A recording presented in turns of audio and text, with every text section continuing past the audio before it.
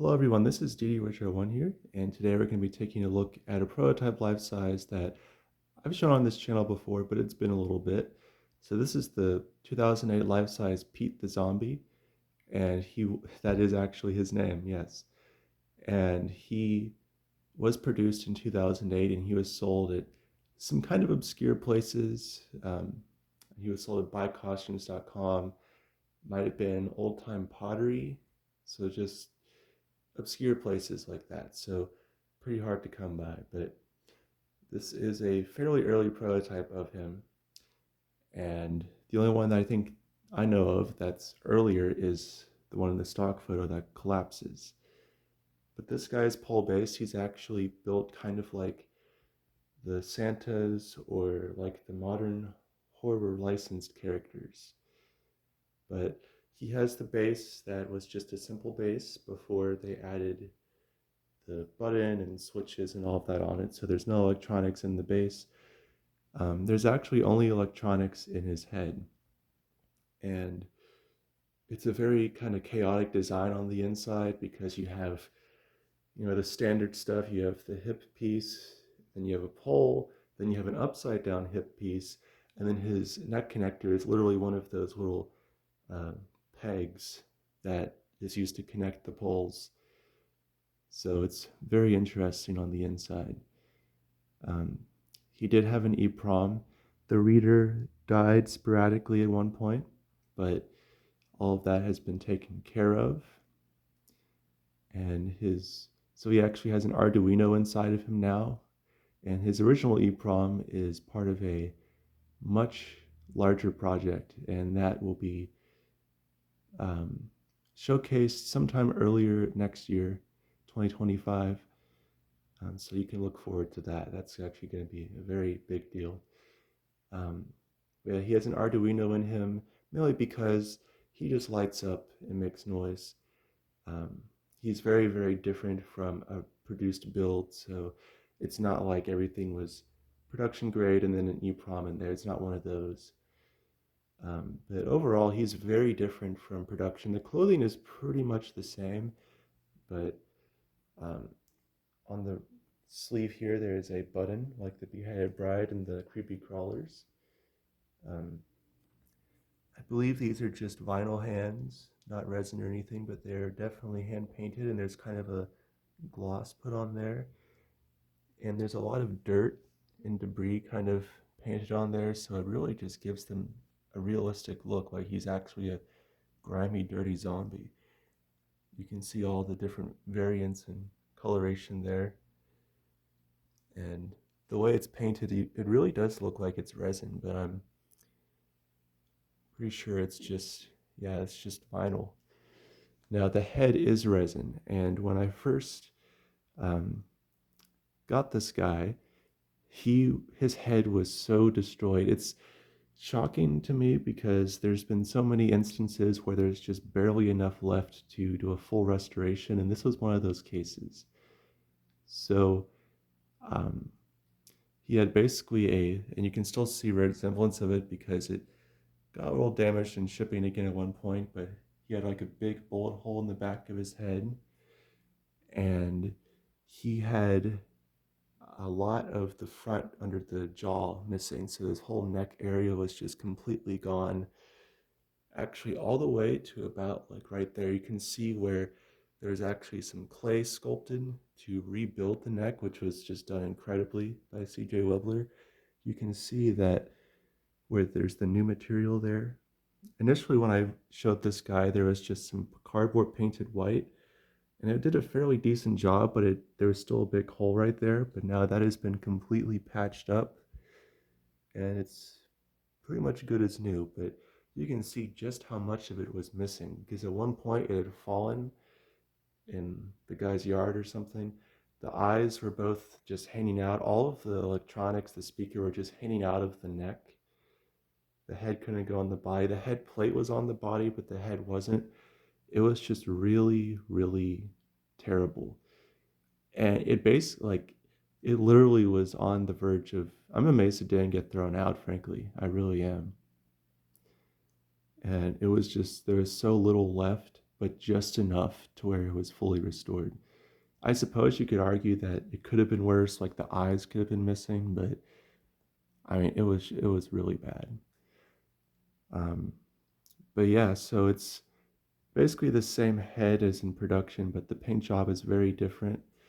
Um, on production, there's a lot more of distressed, darker paint throughout the head, and with this one, it's pretty much just white, except there's some gray around the eyes, and there's some like mud in his mouth a little bit. So the paint job is pretty different. It's one of the largest differences aside from the structure. And there's actually a little bit of excess resin in this one ear here, which is interesting. You can see that one doesn't have it. Um, he has audio that unfortunately these days has been reused over and over again by some of the GTI items, but I still think it's really awesome audio and it's just really well done. And so, yeah, I guess I'll show the bass. This was used in the J. Marcus booth as a sample. There's a little label on the bass here that's mostly gone. It just had like the pricing and whatnot. I don't think Jimmy put that there. That was a J. Marcus kind of label. You can see the pole on the inside. And at no point did this guy ever have feet, which is a little bit unfortunate, but he's really awesome. So that's about it for the lore for this guy. He was repaired by the Jimmy fan, then CJ Webler, and several collectors have been in his presence, and it's just a really awesome piece that was almost lost and just gone forever, but thankfully he is here fully intact and he's able to perform for us. So without further ado, actually with further ado, because I might as well point out this head style, the face was used on the Bleeding Zombie head from 2008 as well. And that's originally what the art was intended for this guy, but the concept art actually looked a lot more like the Bleeding head versus this. But, you know, actually, without further ado, we'll get started on some of the phrases here. Welcome. Come in, if you dare.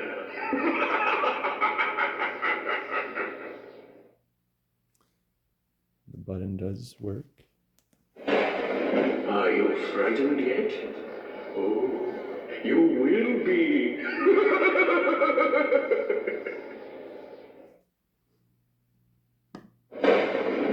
Oh, good. New victim, I mean, guests.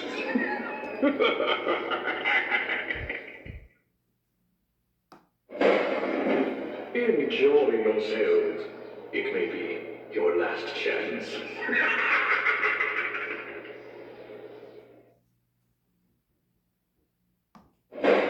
You should not have come here. You'll see.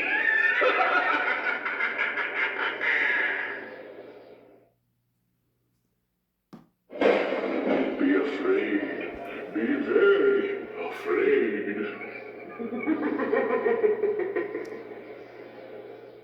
One thing that is really cool about his head being resin is that it lets a lot less light bleed through. So even with the vinyl heads in production, you would see some degree of glowing from the head, but with this guy, there's a lot less of that going on, so it's pretty neat. Like, there's a cool aspect of the head glowing, but at the same time, it kind of seems creepier when only the eyes are glowing. So I'm going to turn off all the lights, or most of them at least, and then we'll see this guy in the dark. I'll start off with this dim lighting. Welcome. Come in, if you dare.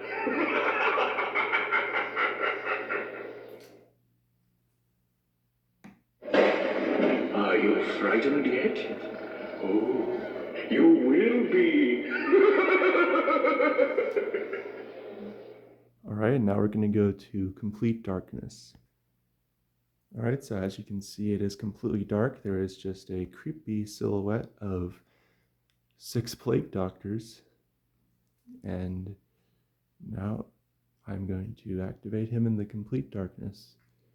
Oh my gosh, that's terrifying. I just realized from the Arduino, there's just a slight red glowing in his eyes that actually terrified me because I've not actually activated him with the Arduino in the complete dark before.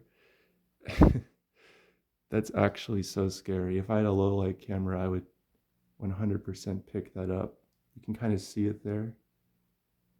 Man, that is freaky. Oh, good. New victims, I mean, guests.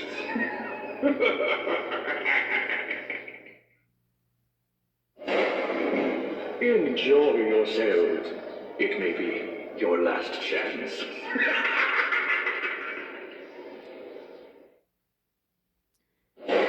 You should not have come here. You'll see.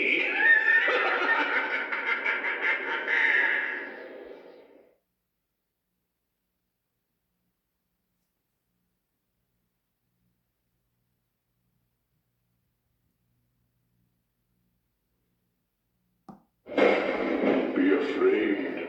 Be very afraid.